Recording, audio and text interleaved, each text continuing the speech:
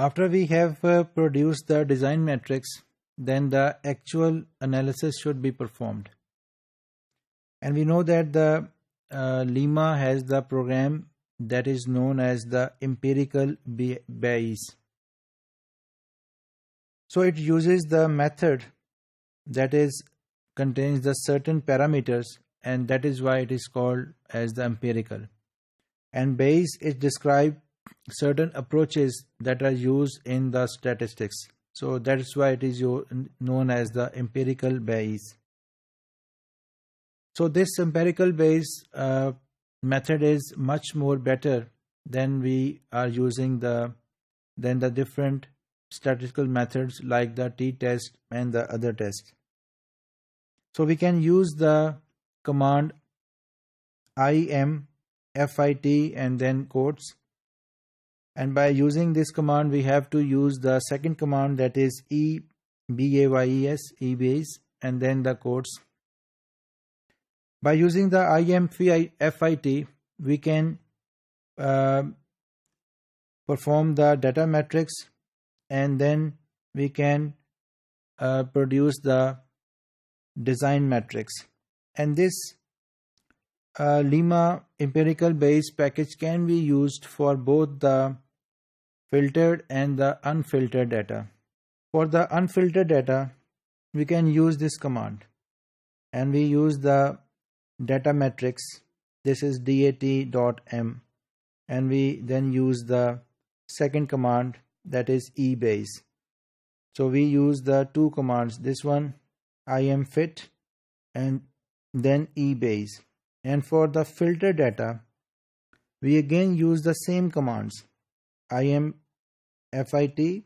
and eBayes, but the only difference is that here we use the data.m and here we use the .f. So the only difference is that of the data matrix that we are using. So the object fit contains the results of the analysis.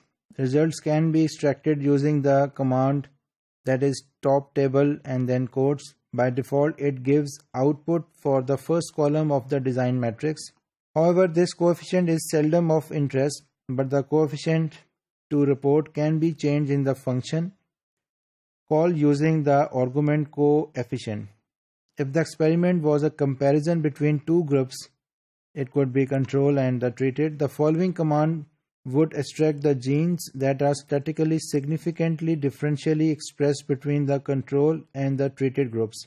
And again we use the command top table, and we use the argument fit and then coefficient is equal to 2. And then when you use the command, we will get the data in this form. And there are several columns and there is a data in the columns. So the first column is, we can see here, this first column, that is without any name on the top of the column. So this first column is the row number in the original data. It means that this is 1437 is the actual number that is present in the row. This is 527. It means this is the actual number in the row, and so on. So in this case, the most significant gene was the one on the row 1437, because this is on the top. So it means this is the most significantly has the expression for this gene of the data matrix, so that we have given to the IMFIT. So the next row is the log FC, and this reports a log 2 based fold change between the groups. So this is the fold change that it shows for each of the gene.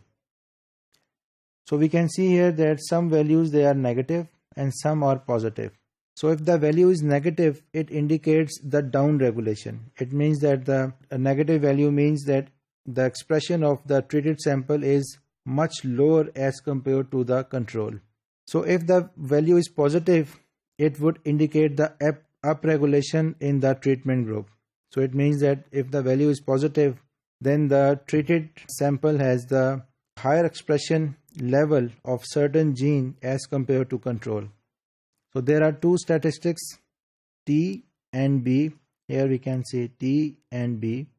So the T is the moderated t statistics, this one, from the empirical Bayes method, and B is the log odds that the gene is differentially expressed. The two p-values column contain the raw p-value, this one, that is generally used to indicate the expression of the gene, and the p-value that is corrected for the multiple comparisons using the Benjamini and the Hochberg's false discovery rate. So by using this different columns, we can analyze the data after normalization and quality check. So after analyzing the data, we can clearly see that some genes are upregulated and some genes are downregulated.